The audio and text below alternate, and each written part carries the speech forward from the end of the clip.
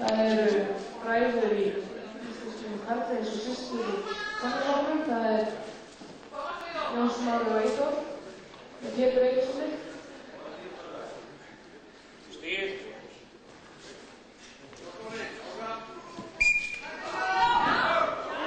Ólafur Oddur klæðist nýjum búningi sem sterkliðsmenn hafa tekið upp.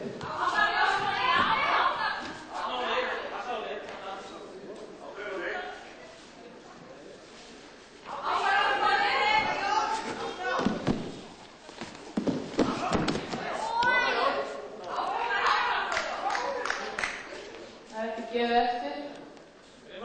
Endilega hvetið þið, keppendur. Ekki glemma því. Utan með krókur. Já.